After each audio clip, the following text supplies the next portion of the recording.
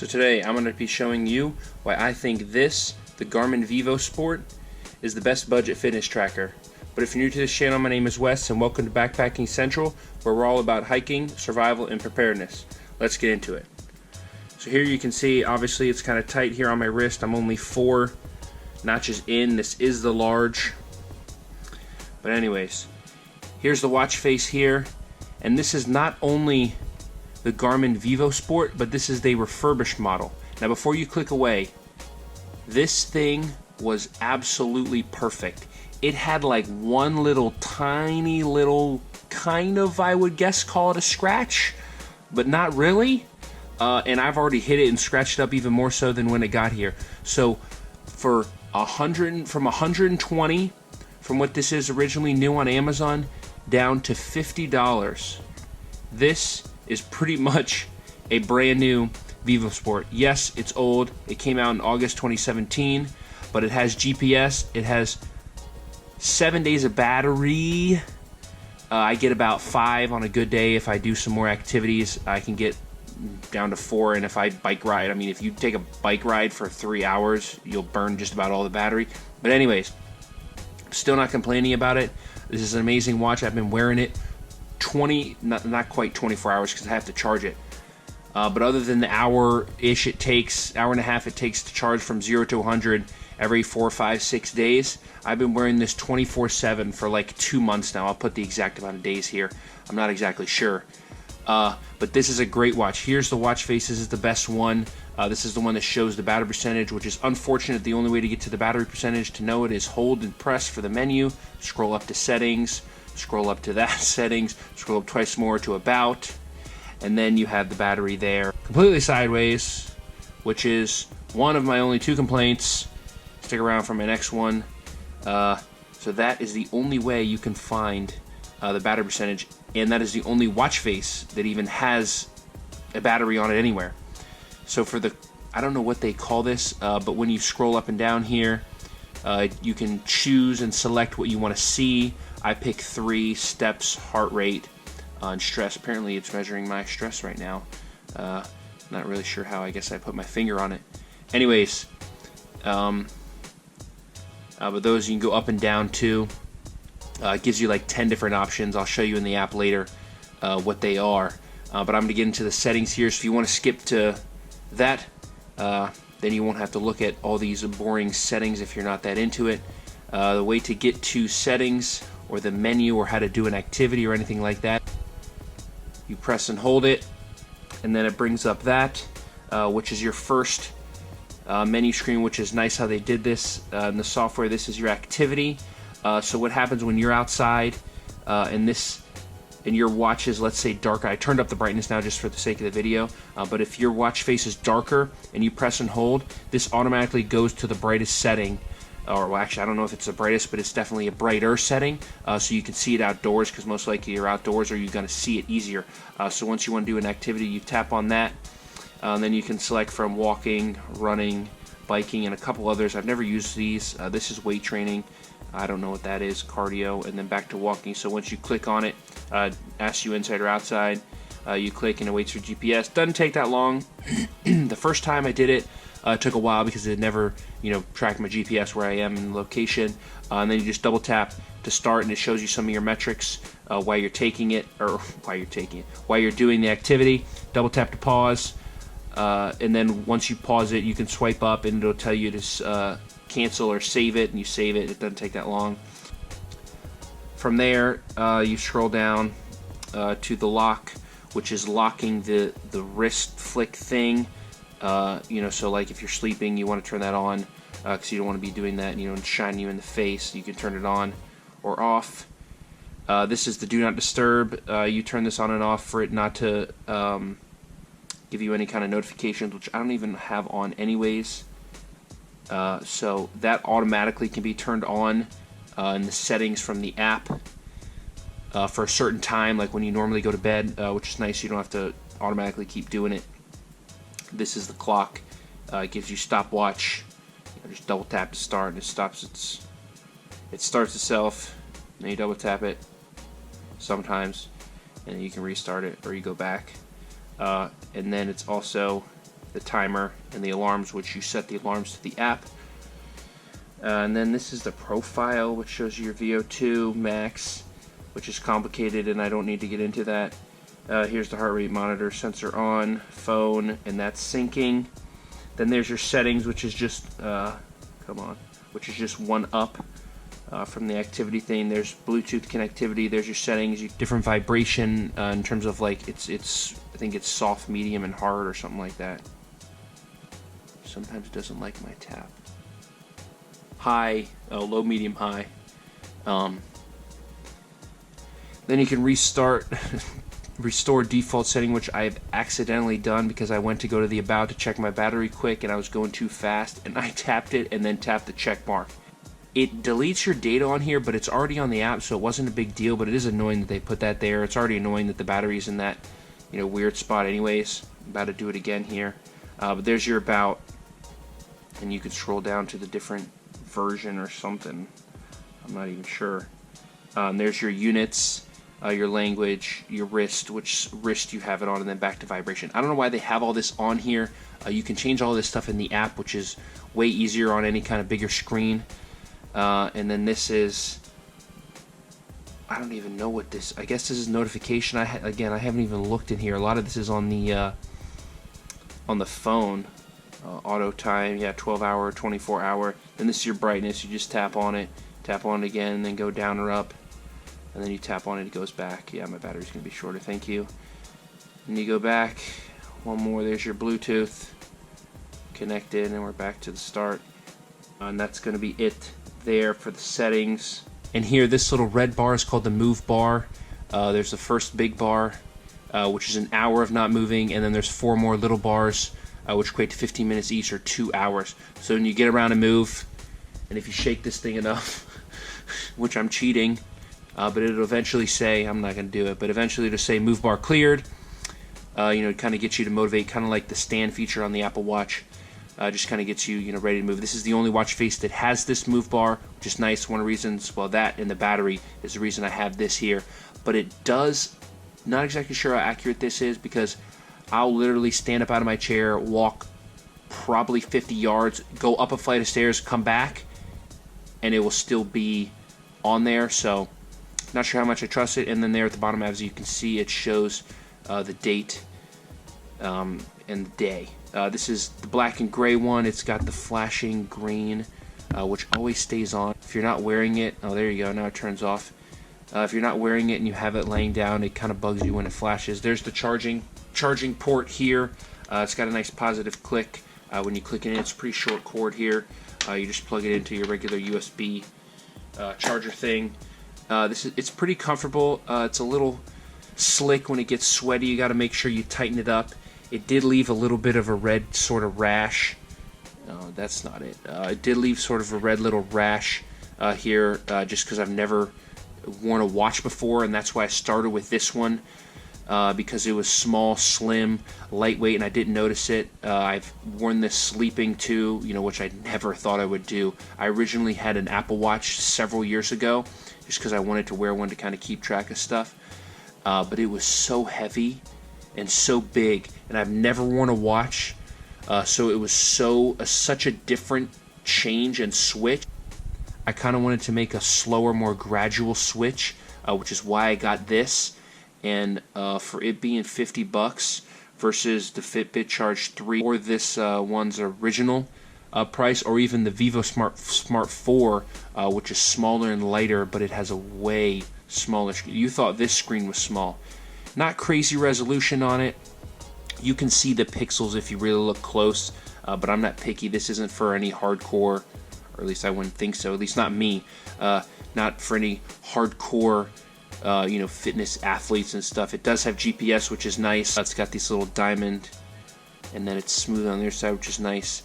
It did have these little marks here on the end, which I can't complain about, but it's going to get scratched up anyways. There were some reviews on Amazon mentioning that this ripped, which I can see how that would happen if, because if you hold it like this, like if I yank on this, it's going to rip off, because this is like the hard part in the middle of the watch, and then this is kind of flimsy. You can kind of tell here and on both sides.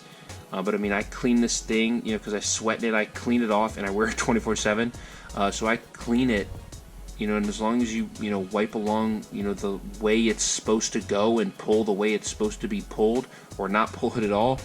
I've been wearing this 24 hours pretty much straight, for, again, however many days, and I've had no issues. It's not weakening. It's nothing like that, and it's got a certain waterproof. So you could take it in a shower. I don't. That just gives you an opportunity to charge it while you take a shower and whatever and get ready.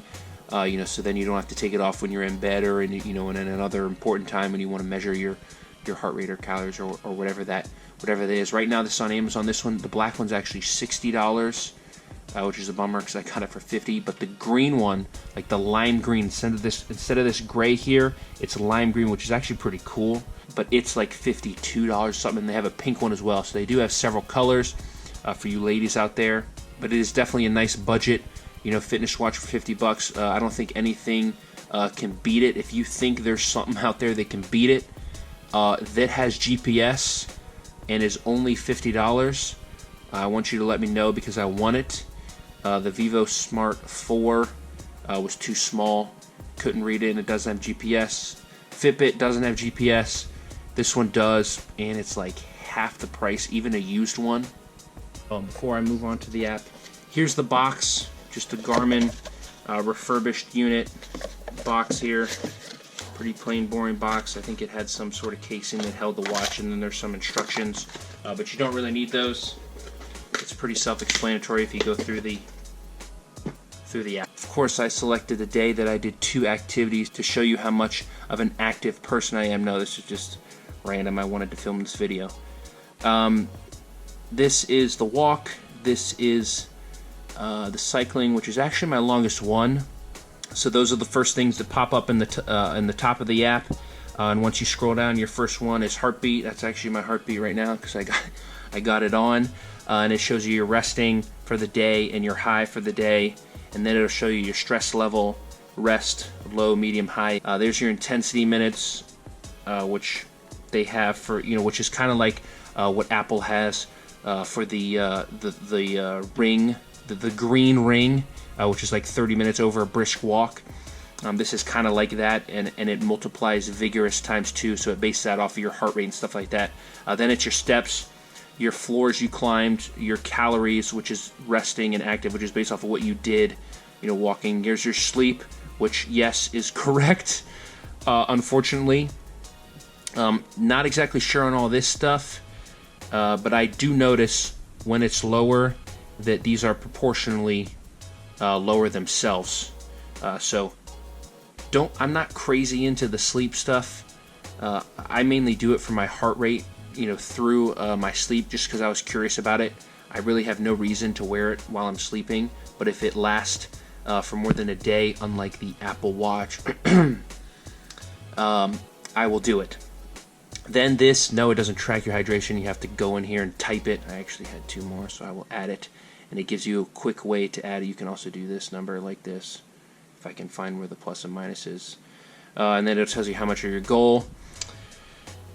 And you can customize this, so like I can swipe here and I don't want it to show me that.